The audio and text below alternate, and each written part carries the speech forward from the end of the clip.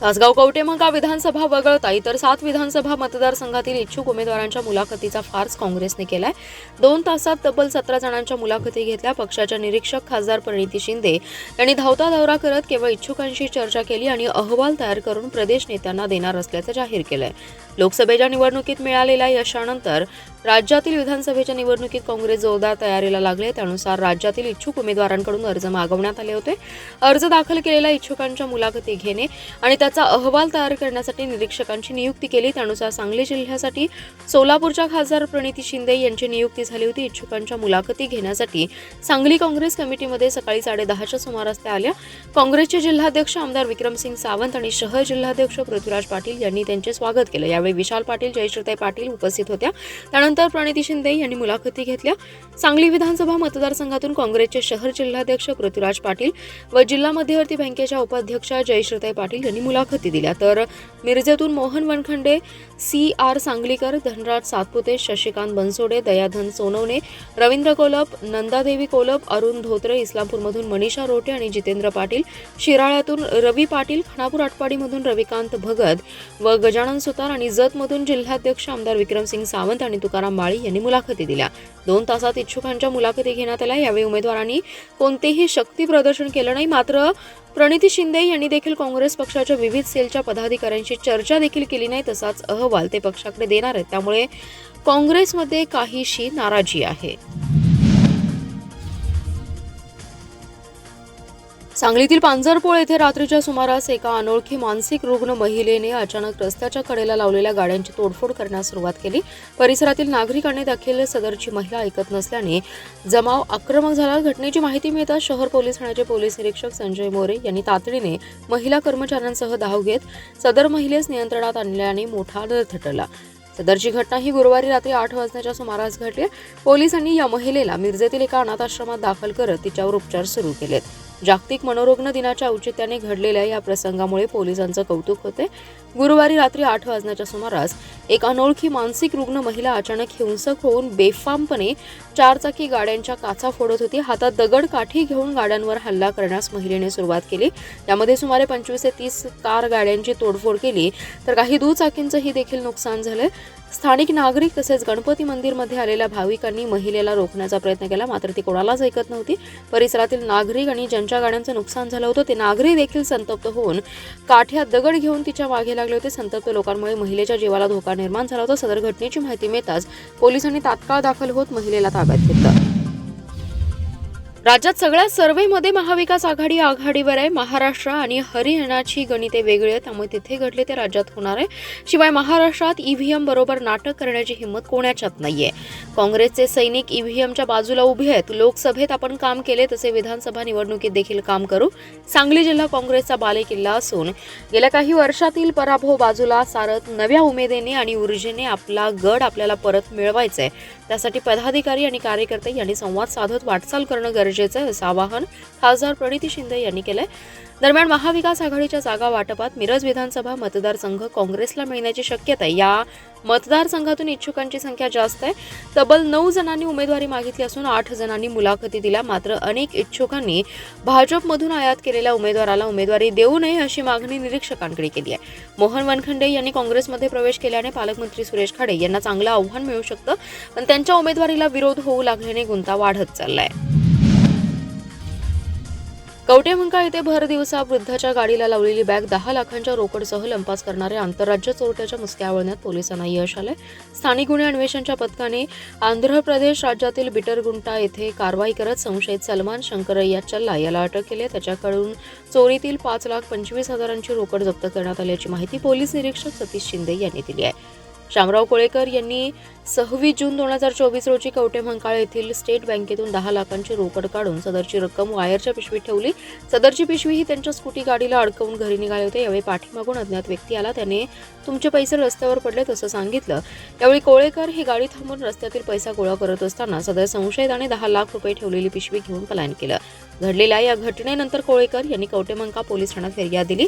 या घटनेची गंभीर दखल घेत स्थानिक गुन्हे अन्वेषणचे एक पथक संशयिताचा शोध घेत होते। यावेळी पथकातील कर्मचारी सागर लवटे याला माहिती मिळाली की सदर बॅग लिफ्टिंग झालेल्या गुन्ह्यातील संशयित हे आंध्र प्रदेश येथील पिटरगुंटा येथे आहेत। यावेळी पथकाने तातडीने त्या ठिकाणी सापळा लावून संशयित सलमान शंकरय्या चल्ला याला ताब्यात घेत कसून चौकशी केली असता त्याने सदरच्या गुन्ह्याची कबुली दिली आहे। दसऱ्याच्या निमित्ताने सांगलीची बाजारपेठ पुन्हा एकदा फुलली आहे। खंडेनवमी म्हणजे आयुध पूजेचा दिवस। या पूजेसाठी ऊस आणि झेंडूच्या फुलांचा वापर केला जातो। यामुळे ऊस आणि फुलांची आवक मोठ्या प्रमाणात झाली आहे। नवरात्रीमुळे अनेक धार्मिक आणि सांस्कृतिक कार्यक्रम सुरू आहेत। त्याचबरोबर दसऱ्याच्या मुहूर्तावर टीव्ही, फ्रीज, मोबाईल, सोने, वाहने बुकिंग करण्यासाठी बाजारपेठ गर्दीने फुलली आहे। गणेशोत्सवानंतर बाजारपेठेत काहीशी मरगळ होती। खरेदीही निम्म्याहून कमी आली होती, परंतु उद्या दसरा असल्याने बाजारपेठ पुन्हा एकदा बहरली आहे। दसऱ्याच्या खरेदीच्या निमित्ताने कापडपेठ, मारुती चौक, हर्बट रोड, पंचमुखी मारुती रोड या मुख्य बाजारपेठेमध्ये खरेदीसाठी गर्दी झाली होती। वस्त्र प्रावरणासोबतच पूजा साहित्याच्या खरेदीसाठी गर्दी होते। दसऱ्याला मोठ्या प्रमाणात सोन्याची खरेदी होते, त्यामुळे सराफी दुकानामध्ये आतापासूनच बुकिंग सुरू झाले। यासोबतच इलेक्ट्रॉनिक वस्तू, दुचाकी, चारचाकी मोबाईल अशा साहित्यांची खरेदी जोरात आहे। खरेदी वाढल्यामुळे व्यापाऱ्यांमधूनही समाधान व्यक्त होते। महिलांना स्वाभिमानी आणि स्वावलंबी जीवन जगता यावं यासाठी रोजगार निर्मिती, कौशल्य विकास, शिक्षण आणि प्रशिक्षणाची संधी आणि गृह उद्योगाची संधी उपलब्ध होण्यासाठी आणि त्या आत्मनिर्भर होऊन सुरक्षित राहण्यासाठी भविष्यात प्रयत्न करू अशी ग्वाही काँग्रेसचे शहर जिल्हाध्यक्ष पृथ्वीराज पाटील यांनी दिली आहे।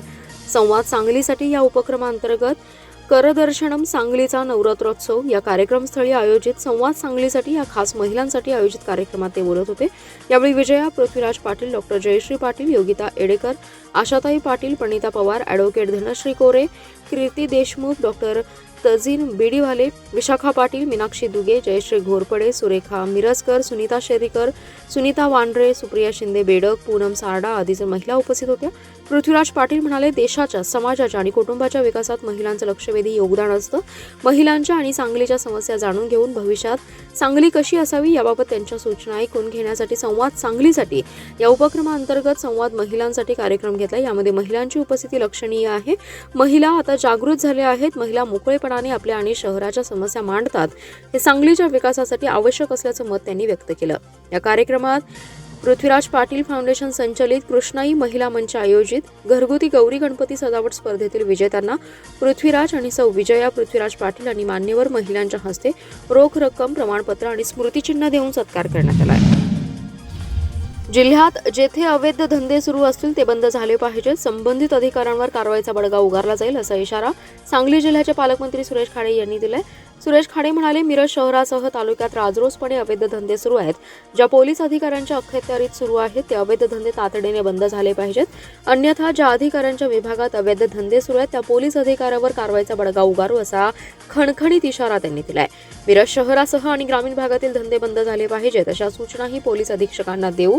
पोलीस अधिकाऱ्यांच्या बैठकीतही पहिलाच सांगली जिल्ह्यातील अवैध धंदे बंद झाले पाहिजेत अशा सूचना दिल्या। तरीही अवैध धंदे सुरू असतील संबंधित पोलीस अधिकाऱ्यावर कारवाई केली जाईल, तसेच तातडीने अवैध धंदे बंद होतील असं आश्वासनही पालकमंत्री सुरेश खाडे यांनी पत्रकार बैठकीत दिले।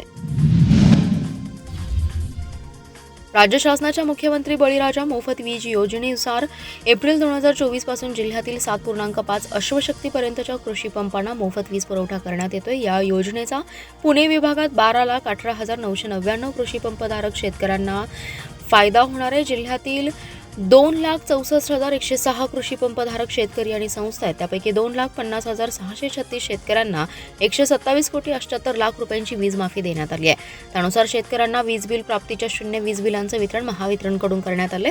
महावितरणाचे राज्यात 47,41,000 कृषी पंपधारक वीज ग्राहक आहेत। या कृषी पंपांकडून 39,246 दशलक्ष युनिट वार्षिक वीज वापर होतो। शेती मुख्यत्वे पावसावर अवलंबून आहे, पण अनियमित पर्जन्यमानामुळे शेतकरी अडचणीत आलेत। त्यामुळे राज्य शासनाने शेतकऱ्यांना आधार देण्यासाठी मुख्यमंत्री बळीराजा मोफत वीज योजना जाहीर केली। त्याची अंमलबजावणी महावितरणाकडून करण्यात आली आहे। मोफत वीज योजनेनुसार राज्यातील 44,03,000 शेतकऱ्यांना 7.5 अश्वशक्ती क्षमतेपर्यंतच्या कृषी पंपांना मोफत वीज पुरवठा करण्याचा आणि त्यासाठी 14,760 कोटी रुपये अनुदान महावितरणाला देण्याचा राज्य शासनाने निर्णय घेतलाय। मुख्यमंत्री माझी शाळा सुंदर शाळा उपक्रमाच्या माध्यमातून जिल्ह्यातील शाळांना भरीव निधी देऊन शाळा सुंदर आणि अद्ययावत करण्याचं काम सुरू आहे. त्यामुळे दिवसेंदिवस जिल्हा परिषद शाळेतील मुलांची पटसंख्या वाढत असून ही समाधानाची बाब आहे. चांगलं शिक्षण आणि संस्कार देऊन देश घडवण्यासाठी सर्वांनी प्रयत्न करावेत असे प्रतिपादन कामगार मंत्री तथा पालकमंत्री सुरेश खाडे यांनी केले. मिरज येथील बालगंधर्व नाट्यगृहात जिल्हा परिषद शिक्षण विभागामार्फत मुख्यमंत्री माझी शाळा सुंदर शाळा बक्षीस वितरण व जिल्हा शिक्षक पुरस्कार वितरण सोहळ्यात ते बोलत होते. पालकमंत्री सुरेश खाडे म्हणाले, मागील 2.5 वर्षात भरीव निधी दिल्यामुळे शाळा सुंदर आणि सुसज्ज बनू लागल्या आहेत. त्यामुळे लोकांची जिल्हा परिषद शाळेबाबतची मानसिकता बदलून या शाळांच्या पटसंख्येत वाढ होऊ लागली आहे. शाळांना शिक्षकांना अधिक चालना मिळण्यासाठी या पुरस्कार सोहळ्याचं आयोजन करण्यात आले. जिल्हा परिषद ग्रामीण विकास यंत्रणेचा प्रकल्प संचालक नंदिनी घाणेकर म्हणाल्या, शिक्षक हा समाज घडवत असतो. शिक्षकांनी चांगली मुलं घडवण्याबरोबरच स्त्री सुरक्षितता, स्त्री पुरुष समानता, महिला अत्याचार यावरही लक्ष देऊन चांगला समाज घडवण्यासाठी विशेष योगदान द्यावं असं आवाहन त्यांनी केलं.